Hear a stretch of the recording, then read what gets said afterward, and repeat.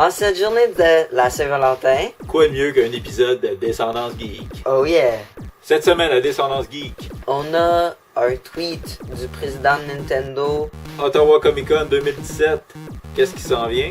le trailer de Marvel, Fallout Shelter. For Honor, on critique la bêta. Dead Rising 4. Je vous parle du artwork de State of Decay 2. Et Call of Duty retourne à ses racines. Tout ça dans Descendance Geek.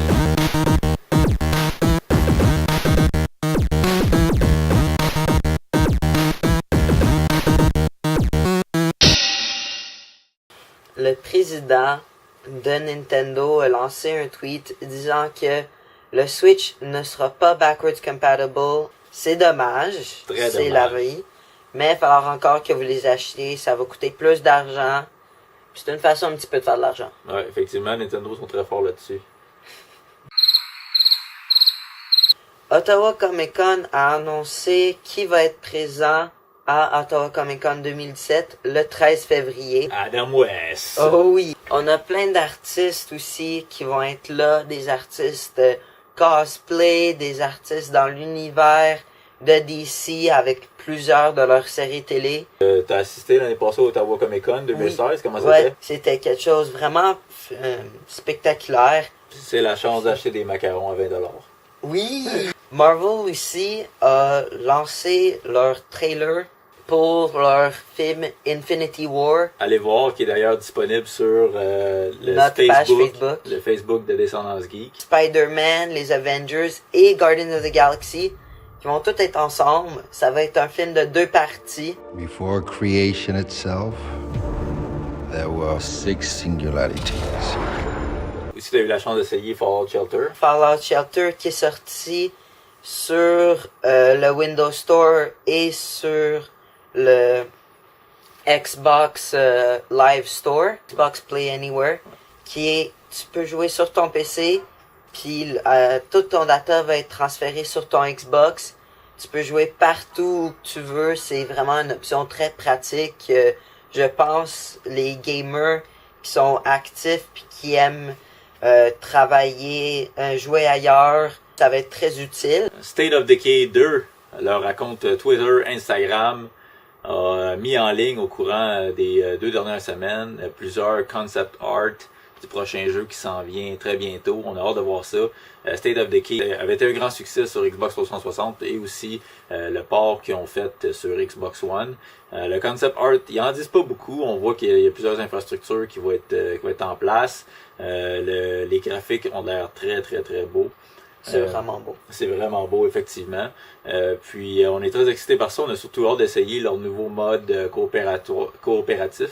Call of Duty qui a annoncé qu'il retournait à ses racines. Une nouvelle qui m'a fait très bien rire cette semaine. Finalement! Oh, petit doigt de la méchanceté qui me dit probablement dû à Battlefield 1 qui a eu un succès inattendu.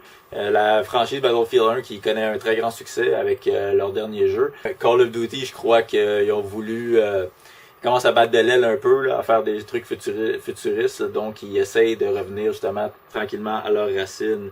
Dead Rising 4, Capcom nous a fait un cadeau cette semaine, ils ont annoncé que le jeu allait être gratuit pour la première heure, donc vous pouvez aller immédiatement sur le Xbox Live, vous avez qu'à cliquer sur essai gratuit. On a testé pour vous For Honor cette semaine. Qu'est-ce que t'en as pensé, Nathan? Ben, moi, j'ai eu le privilège de jouer à For Honor avec toute une équipe d'à peu près 8 joueurs étant tous mes amis.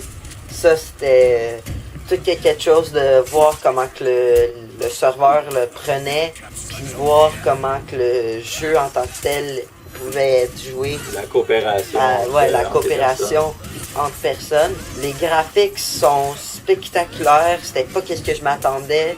Je m'attendais pas à ce que le jeu pogne autant que ça pognait. Je pense, je parle pour les deux. Ouais, pour ma part, là, j'ai été grandement surpris quand Ubisoft a annoncé Ghost Recon Wildlands. La sortie allait être en mars. Puis là, par la suite, j'accordais pas trop d'intérêt à For Honor. Puis là, j'apprends que la sortie est en février. Je me suis dit, oh, Ubisoft joue avec le feu. Ils vont avoir 2 gros titres de AAA dans un très court laps de temps.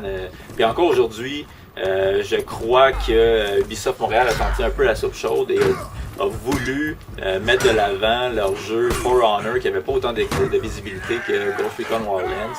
Et en fournissant l'Open Beta qui était du 10 février au 12 février, 2 jours avant la sortie officielle du jeu qui se trouve à être aujourd'hui, au moment où je vais regarder, ben, je crois qu'ils ont frappé fort. Ouais. Je peux dire... C'était quelque chose de spectaculaire. Pour ma part, ce que j'ai aimé, les techniques de combat, le maniement des armes, toute la mécanique en arrière de donner des coups, bloquer des coups, se tasser ou éviter de se faire frapper. La mécanique est très bien faite. On n'est plus dans le button smashing où ce que le premier qui appuie puis le plus rapidement qui appuie gagne le combat. C'est pas ça du tout.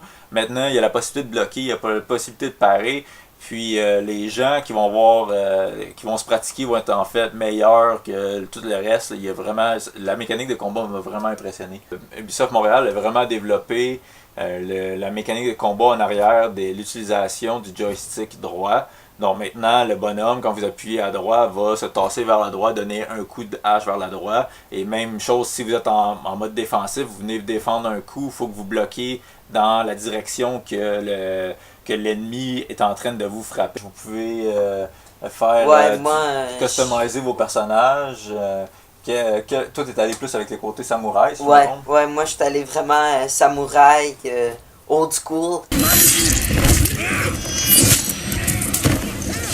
C'est ce qui conclut notre émission. Merci de nous avoir écoutés. Bonne Saint-Valentin à tous. On va vous laisser rejoindre vos Madame Geek. Continuez de nous suivre sur Facebook à Descendance Geek ou sur YouTube, Descendance Geek aussi. Je suis Chuck. Je suis Nate. On vous dit à la prochaine. Passez une bonne journée.